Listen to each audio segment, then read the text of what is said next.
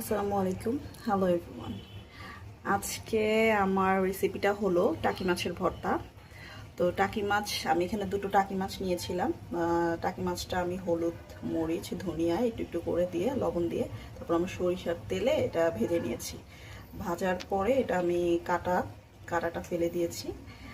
আর same তেলে আমি হলো একটু পেঁয়াজ আমি একটু ভেজে নিয়েছি, টেলে নিয়েছি আর কি। তারপর কাঁচামরিচ দিয়েছি, একটু ধনিয়া পাতা টেলে নিয়েছি। এখন এগুলো সব আমি একসাথে ব্লেন্ডারে দিব। দেন তারপর এগুলো ব্লেন্ড করার পর আমার যদি এটার মধ্যে একটু সরিষার তেল দেওয়া লাগে দেন আমি একটু সরিষার তেল দিব আর একটু স্বাদ মতো লবণ দিব। Thank you.